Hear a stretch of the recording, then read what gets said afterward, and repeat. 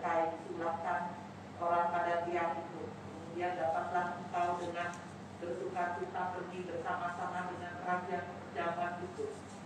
Hal itu dipandang baik oleh Haman. Lalu dia menyuruh membuat tiang itu. Nama Tuhan. Shalom sekali lagi saudara. Nama Tuhan. Saudara-saudara antusias yang untuk mendengarkan firman Tuhan, saya terlalu yakin saudara dan saya pasti menerima berkat yang luar biasa dalam kebenaran firman Tuhan yang Tuhan berikan di pagi hari ini. Kita sudah baca satu pasal dari kitab Ester, pasal yang kelima.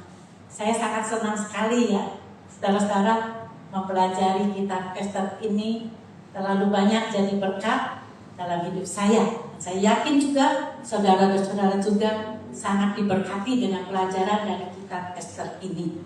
Nah, dari kitab Ester pasal 5 saja, satu pasal aja, ini yang saya dapati lewat pergumulan doa saya dapatkan ada pelajaran yang indah.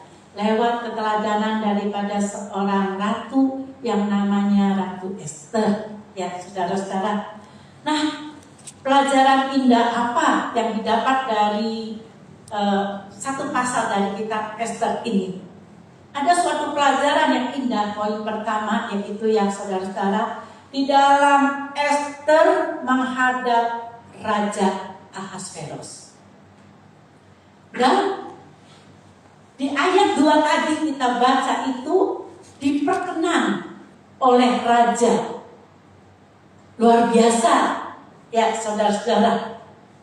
Enggak gampang saudara-saudara pada zamannya Ester itu untuk menghadap kepada raja.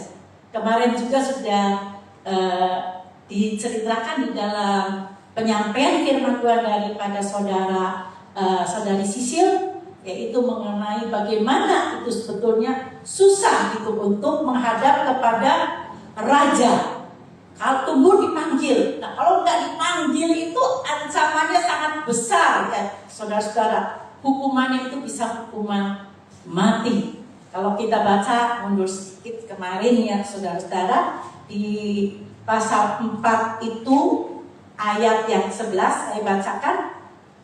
Semua pegawai raja serta penduduk daerah-daerah kerajaan mengetahui bahwa bagi setiap laki-laki atau perempuan yang menghadap raja di pelataran dalam dengan tiada dipanggil, hanya berlaku satu undang-undang, yakni hukuman mati. Hanya orang yang kepadanya raja mengulurkan tongkat emas yang akan tetap hidup. Dan aku selama 30 hari ini tidak dipanggil menghadap raja. Kalau menuruti kemauan dirinya si Ratu Ester itu untuk menghadap raja itu pasti takutlah ya saudara-saudara. Karena Ester sendiri merasa sudah 30 hari itu tidak dipanggil oleh raja. Nah bagaimana kalau tiba-tiba ya saudara ujung-ujung Ester datang gitu ya saudara tanpa dipanggil, tentunya pasti punya perasaan takut. Karena ada peraturan yang begitu keras. Nah apa sih kuncinya saudara? Sehingga membuat Ester itu memberanikan diri menghadap Raja Ahasveros dan mendapat perkenanan dari hati sang Raja Ahasveros ini. Saya tidak pelajari di sini ya saudara-saudara. Karena Ester itu betul-betul di dalam punya tujuan untuk menghadap raja itu, betul-betul ada persiapan yang matang. Enggak dengan asal-asalan, dipersiapkan dulu. Nah, apa itu persiapan? Saya dapatkan dari bacaan pasal 5 ini, saya dapatkan persiapannya itu 2 poin. Yuk kita baca dari ayat pertama sampai kedua. Kita baca sama-sama Ester 5 ayat 1 dan 2. 2, 3. Pada hari yang ketiga Ester mengenakan pakaian ratu, lalu berdirilah ia di pelataran dalam istana raja, tepat di depan istana raja. Raja bersemayam di atas takhta kerajaan di dalam istana, berhadapan dengan pintu istana itu. Ketika raja melihat Ester, sang ratu berdiri di pelataran, berkenanlah raja kepadanya. Sehingga raja mengulurkan tongkat emas yang di tangannya ke arah Ester. Lalu mendekatlah Ester dan menyentuh ujung tongkat itu. Luar biasa sekali ya saudara-saudara. Dengan dipersiapkan dengan matang, akhirnya Ester itu mendapatkan perkenanan dari hati Raja Ahasveros. Apa yang dipersiapkan? Saya dapatkan 2 poin ya saudara-saudara yang saya dapat bagikan kepada saudara-saudara. Di ayat pertama dikatakan, pada hari yang ketiga Ester mengenakan pakaian ratu. Di sini ada kata pada hari yang ketiga. Apakah Ester itu memakai angka 3 itu angka keramat? Apa menjadi suatu angka yang didapat dari paranormal? Angka yang istimewa gitu, angka yang spesial? Bukan. Tetapi pada hari yang ketiga ini, seperti yang sudah dikhotbahkan oleh saudari Sisil kemarin, dia itu sang Ratu Ester ini mempersiapkan benar-benar sampai matang, mengajak dengan kaum bangsa Yahudinya itu. Seluruh kaum bangsa Yahudi diajak untuk berdoa, berpuasa. Sang Ratu Ester ini benar-benar mempersiapkan diri, menghampiri Tuhan dengan sungguh-sungguh. Dengan doa puasa itu merasa dirinya tidak ada kemampuan apa-apa. Dia menyerahkan segalanya, segala permasalahan, pergumulan hidupnya yang begitu berat, di mana dia sangat berbeban sekali dengan bangsanya itu yang akan dihukum mati, yang akan dibinasakan, diancam oleh Haman untuk dibinasakan, dimusnahkan semuanya. Seluruh bangsa Yahudi yang ada di Persia. Sang Ratu Ester ini merendahkan dirinya di bawah kaki Tuhan dengan mengajak seluruh kaum bangsa Yahudinya itu doa puasa. Itulah makanya muncul di sini di ayat pertama, pada hari yang ketiga. Dengan persiapan yang begitu matang ini, dengan enggak asal-asalan, apakah sia-sia? Tidak, saudara-saudara. Ester mendapatkan kemenangan yang luar biasa.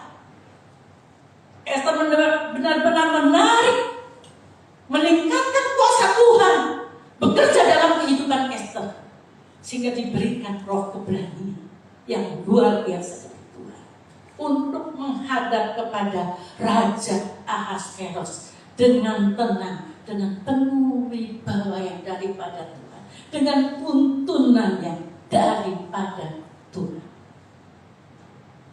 Itu persiapan yang pertama, saudara. Lalu persiapan yang kedua, di ayat yang pertama tadi juga dikatakan, pada hari yang ketiga Ester mengenakan pakaian ratu untuk menghadap kepada Raja Ahasveros. Artinya apa? Dengan mengenakan pakaian ratu ini, persiapannya nggak asal-asalan. Persiapannya itu penuh dengan kematangan, saudara-saudara. Tentunya sebelum menghadap raja, mungkin malamnya itu Ester setelah melakukan, dia itu merendahkan diri bersama dengan seluruh kaum bangsanya, doa puasa, dia lalu mempersiapkan, dia bertindak. Jadi gak cukup dengan doa puasa itu stop, bertindak lagi, melangkah, memberanikan diri kepada Raja Ahasveros itu, menghampiri, menghadap. Tapi gak asal-asalan, disiapin. Apa ya gaun kesukaan sang raja? Tentu dia tahu sang Ratu Ester ini gaunnya apa gitu ya, kesukaannya, warnanya apa, modelnya yang gimana, gitu, dandanannya yang gimana gitu. Apa raja tuh senangnya dandanannya yang cetar, apa yang kalem? Tahu semua. Mempersiapkan.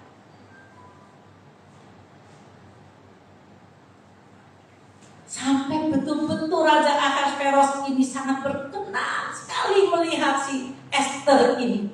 Sehingga bukan hukuman mati, bukan ancaman yang datang, tetapi tongkat emas diulurkan kepada Esther. Luar biasa. Bagaimana dengan kehidupan saudara dan saya? Kalau saya yang berdiri di sini, saya dipercayakan Tuhan lewat saudara Yopi yang memberitahukan, membawakan firman Tuhan ya saudara-saudara. Bukan berarti saya sudah benar, makanya saya senang mempelajari kitab Esther ini. Itu juga menempelak kepada saya dan juga kepada saudara-saudara juga. Saat pagi hari ini ada nasihat dari firman Tuhan, ada teguran dari firman Tuhan. Bagaimana kehidupan kita ketika kita mau menghadap kepada Raja di atas segala raja, Tuhan kita Yesus Kristus. Banyak hamba Tuhan yang menafsirkan, dan saya juga sangat setuju bahwa Raja Ahasveros ini adalah suatu gambaran dari Raja di atas segala raja, yaitu Tuhan kita yang kita sembah, Yesus Kristus. Dan Sang Ratu Esther ini adalah gambaran saudara dan saya, jemaat Tuhan, mempelai wanitanya Tuhan. Bagaimana saudara ketika saudara dan saya menghadap kepada Tuhan? Apakah dengan seadanya, dengan asal-asalan, tidak dipersiapkan dengan matang, nggak mau kasih yang terbaik, yang istimewa, yang maksimal kepada Tuhan kita, Yesus Kristus? Dialah Raja kita, Raja di atas segala raja. Dan sebetulnya itu gak sembarangan untuk didatangin, tetapi hanya oleh karena kasih anugerah Tuhan saja. Hanya pengorbanannya Tuhan Yesus di Bukit Jodoh, kita dapat kasih anugerah Tuhan yang luar biasa untuk menghampiri. Asal kita menghampirinya itu dengan beres, dengan persiapan yang matang, dengan sungguh-sungguh, dengan pakaian ratu. Artinya di sini juga pakaian ratu. Kalau masih ada kepahitan, ada kebencian, ada yang rasanya itu inginnya memfitnah orang, gosipin orang, Raja kita Yesus Kristus itu gak suka. Sebagaimana Raja Ahasveros juga gak akan suka dengan Ratu Esther. Kalau Esther itu memiliki karakter yang buruk, tentunya raja ini tidak akan berkenan untuk menemuinya. Mari saudara, tentu saudara dan saya juga masih banyak kekurangan. Minta kekuatan daripada kuasa Roh Kudus. Saya yakin ada kuasa firman Tuhan yang bekerja melawat dalam kehidupan kita untuk membereskan kita semuanya, supaya kita di dalam menghadap kepada Tuhan kita Yesus Kristus itu. Biar kita menghampiri Tuhan kita Yesus Kristus itu dengan hati yang beres, dengan pakaian ratu, sehingga Tuhan senang dengan kehadiran kita. Kita diterimanya dengan baik, dan tentunya banyaklah tawaran-tawaran daripada Tuhan kita Yesus Kristus yang akan ditawarkan kepada kita. Kita tidak usah pusing lagi dengan pergumulan hidup kita. Tuhan semuanya akan bereskan semuanya itu. Karena Raja kita, Raja di atas segala raja itu, sanggup membereskan semuanya, memberikan kemenangan dalam hidup kita. Amen. Puji nama Tuhan. Itu pelajaran yang pertama, saudara-saudara. Kita masuk dalam pelajaran yang kedua. Pelajaran apa? Dari Esther yang begitu indah ini. Kita masuk di dalam ayat yang ketiga dan keempat. Yuk kita baca bersama-sama. 2, 3.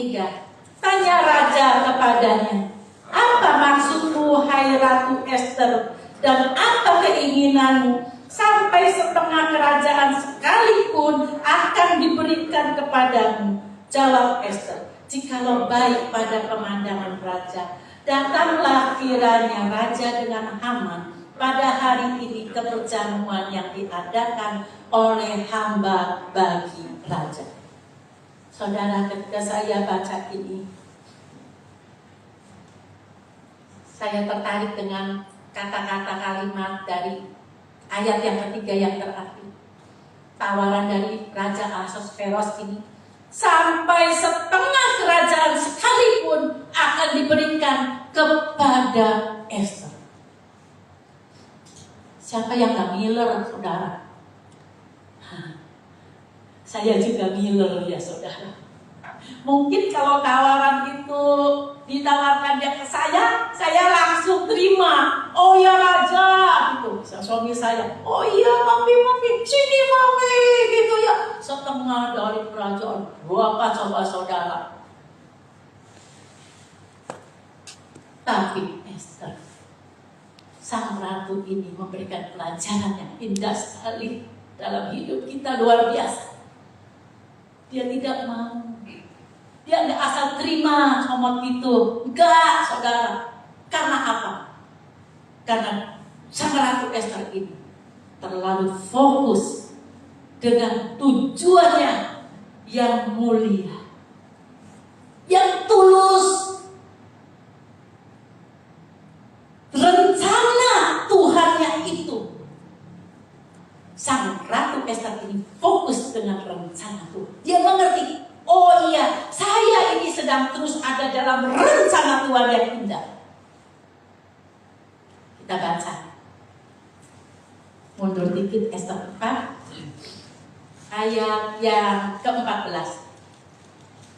Saya akan bacakan. Sebab sekalipun engkau pada saat ini berdiam diri saja, bagi orang Yahudi akan timbul juga pertolongan dan pelepasan dari pihak lain, dan engkau dengan kaum keluargamu akan binasa.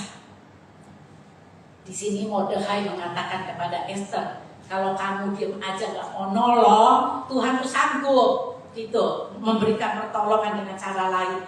Siapa tahu mungkin justru untuk saat yang seperti ini engkau beroleh kedudukan sebagai ratu. Suatu nasihat, masukan daripada Mordekhai ini kepada sang ratu betul-betul tertanam dalam kehidupan sang ratu. Ngerti gitu, dinasehatin. Siapa tahu kamu tuh jadi sang ratu, istri daripada Raja Ahasveros itu. Tuhan punya maksud, Tuhan punya tujuan yang luar biasa. Nah di sini sang ratu Ester makanya itu gak langsung mau terima tawaran daripada Raja Ahasveros yang mengatakan setengah kerajaan pun aku akan berikan kepadamu. Enggak langsung diterima begitu, enggak. Karena dia mengerti kalau dia terima berkat itu, maka tujuan yang utamanya, fokusnya itu akan hilang. Seluruh kaum bangsa Yahudinya itu pasti akan ditumpas. Tetap kena ancaman daripada si Haman, akan dibunuh. Nah, tentunya saat sejenak saja mungkin Ester senang, berlimpah. Wah, kalau untuk saat sekarang wanita mana yang gak punya, kalau punya uang banyak gak seneng ya. Saya juga seneng beli tas branded ini, beli tas branded ini, pakai baju, pakai sepatu branded, semuanya pakai perhiasan apa. Tapi hal itu juga belum tentu untuk keselamatan daripada Ester. Kalau tidak mau dibawa ke dalam rencananya Tuhan yang indah. Tapi puji nama Tuhan. Luar biasa, pelajaran yang indah dari sang ratu Ester. Sang ratu Ester itu fokus terus dengan tujuan yang utamanya, yang mulia dan tulus. Mau masuk terus dalam rencananya. Berapa banyak ya saudara-saudara anak Tuhan yang awalnya itu tujuannya ingin mendapat suatu keselamatan yang kekal, tetapi di tengah perjalanan ketika tawaran-tawaran datang, dan lalu ada suatu peraturan harus melepaskan kekristenan, harus lepaskan itu Tuhan Yesus yang menjadi juru selamat, menjadi Tuhan dan juru selamat kita harus dilepaskan, tapi dapat suatu jabatan yang luar biasa. Berapa banyak kejadian yang demikian? Dia tidak mengerti itu tujuan yang utamanya. Dia nggak fokus kepada Tuhan Yesus Kristus yang menjadi Tuhan dan juru selamat, sehingga gagal. Berapa banyak juga rumah tangga yang hancur karena apa? Ketidakmengertian tujuan fokus utamanya, bahwa Tuhan yang sudah memberkati dalam kehidupan rumah tangga sampai datang diberkati dalam pemberkatan nikah yang kudus. Lalu hanya karena sesuatu ketidaksehatian, beda pendapat, saling mempertahankan ego, fokus utama mereka lupa bahwa Tuhan membentuk rumah tangga itu untuk hidup menjadi berkat, untuk menjadi terang, untuk menghasilkan benih-benih ilahi, sehingga lupa dengan fokus yang demikian, sehingga tawaran-tawaran datang di tengah jalan yang tidak sesuai dengan kebenaran firman Tuhan, mereka ambil, sehingga kehidupan rumah tangga berapa banyak hancur.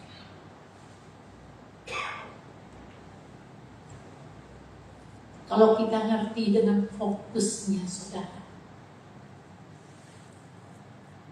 walaupun kita di tengah jalan itu disakitin, seberapa banyak pelayan-pelayan Tuhan, kalau nggak fokusnya itu kepada Tuhan yang kita sembah, yang kita layani, maka dengan gesekan, ketersinggungan, perasaan yang dihancurkan, harga diri, membuatnya mereka itu melepaskan pelayanan seenaknya saja, karena fokusnya itu gak pada Tuhan, sehingga gagal di tengah jalan, tujuannya gak nyampe. Mari saudara, ikuti keteladanan daripada Sang Ratu Ester ini. Sungguh indah, makanya saya senang sekali mempelajari kitab Ester ini.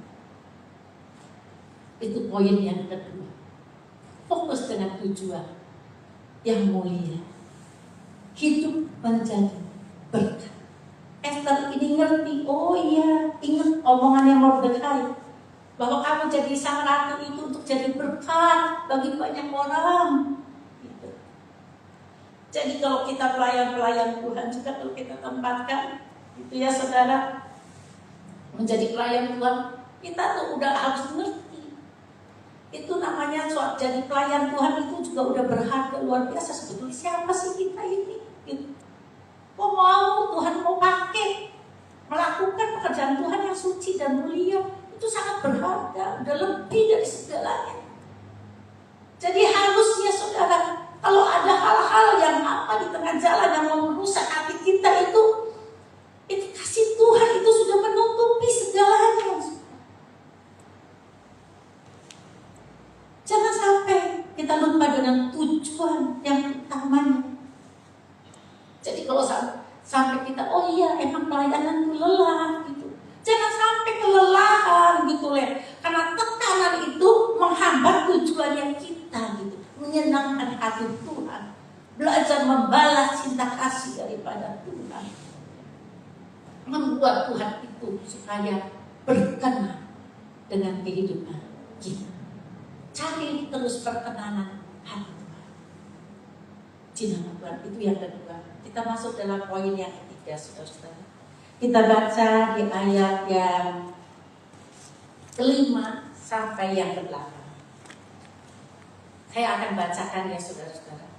Maka titah raja, suruhlah Haman datang dengan segera supaya kami memenuhi permintaan Ester. Lalu raja datang dengan Haman ke perjamuan yang diadakan oleh Ester. Sementara minum anggur, bertanyalah raja kepada Ester, apakah permintaanmu? Niscaya akan dikabulkan. Dan apakah keinginanmu? Sampai setengah kerajaan sekalipun akan dipenuhi. Maka jawab Ester, permintaan dan keinginan hamba ialah, perhatikan ayat 8 saudara-saudara. Jikalau hamba mendapat kasih raja, dan jikalau baik pada pemandangan raja mengabulkan permintaan serta memenuhi keinginan hamba, datang pulalah kiranya raja dengan Haman ke perjamuan yang akan hamba adakan bagi raja dan Haman. Maka besok akan hamba lakukan yang dikehendaki raja. Hal apa lagi yang menjadi pelajaran yang indah dari sang Ratu Ester ini yang kita baca di ayat 5 sampai ayat yang ke-8. Sang Ratu Ester ini ngerti sekali dengan cara dan waktunya Tuhan. Jadi sang Ratu Ester ini enggak berjalan menurut apa yang jadi logikanya sendiri. Kalau pengenannya sendiri, pengennya cepat-cepat selesai ya saudara. Lagi-lagi sang raja menawarkan lagi. Ini tawaran kedua kali loh. Ketika ngajak ke perjamuan, suruh datang, minta sama Haman datangnya gitu. Lalu raja nanyain lagi, ada apa sang ratu? Gitu. Permintaan apa? Tapi sang ratu bilang, tolong sang raja supaya bisa datang lagi, ngolor lagi waktunya, pengennya jamu lagi, dibikin seneng lagi sang rajanya gitu loh. Dia sabar dengan waktunya Tuhan. Dia berjalan sesuai dengan tuntunannya Tuhan. Kalau bukan caranya Tuhan tidak mau, dia tunggu dulu. Coba kalau langsung diterima, beda lagi pemberesannya. Belum tentu gitu. Permintaan sang Ester ini, sang Ratu Ester ini gitu. Jadinya yang tujuan utamanya itu berhasil, belum tentu. Nah, kalau saudara baca nanti, kalau saya kupas lagi, nanti sayanya itu ngatur-ngatur. Jadinya saudara ngebahas pasal 6, pasal 7 gitu loh. Nantinya saudara. Jadi saya akan berhenti sampai di sini gitu loh saudara. Bahwa sang Ratu Ester ini mengerti sekali dengan cara dan waktunya Tuhan. Jadi nanti endingnya luar biasa sekali. Kalau saudara makanya jangan sampai lupa ya doa pagi ya saudara ya. Saya sendiri juga kalau sampai aduh terpaksa sekali nggak bisa datang, saya ikutin online gitu ya saudara di rumah gitu. Nanti di pasal 7 itu ya saudara ada kemenangan yang luar biasa dengan cara dan waktunya Tuhan. Sampai datangnya itu ke perjamuan yang kedua dulu saudara. Dan akhirnya itu sang raja itu dibuat sama Tuhan gak bisa tidur. Dan melihat suatu buku ada kisah jasa daripada Mordekai. Dan ditanyakan kepada Haman, apa nih enaknya untuk kasih penghargaan kepada orang ini. Nah, Haman mengiranya diri sendirinya, dianya sendiri gitu. Enggak taunya yang dimaksud raja itu adalah Mordekai. Jadi Haman memberikan suatu masukan daripada Haman itu kepada raja. Oh, dia kasih penghargaannya di anak-anak aja katanya. Nah, jadi ada suatu kemuliaan Tuhan yang luar biasa. Nanti dia yang itu di depan bilang, inilah yang dapat penghargaan daripada sang raja gitu. Dan nyatanya itu Mordekai. Nah, perjamuan kedua itu dilakukan ya setelah Mordekai itu dipermuliakan Tuhan. Itu. Jadi waktunya itu, kalau waktu Tuhan itu waktu yang begitu tepat dan luar biasa. Jadi kita ini saudara-saudara, mari bersabar kalau di dalam pergumulan. Jangan terus berhenti berharap kepada Tuhan. Jangan sampai kita berputus asa lah, Tuhan gak dengar-dengar bagiannya kita terus persiapkan diri kita dengan baik, dengan persiapan yang matang, dengan maksimal gitu, yang kasih yang terbaik untuk Tuhan, dengan doa puasa seperti Sarah dan Esther, merendahkan diri, artinya menyatakan kita ini tidak ada apa-apanya tanpa Tuhan, semuanya itu berasal dari Tuhan. Lalu kita juga bereskan kehidupan kita, pakaianlah, dan fokuslah kepada tujuan kita itu apa. Dengan tujuan yang mulia, dengan yang tulus, hidup menjadi berkat, terus hidup dalam rencananya Tuhan. Jangan lepas daripada rencananya Tuhan itu mendatangkan suatu kebodohan.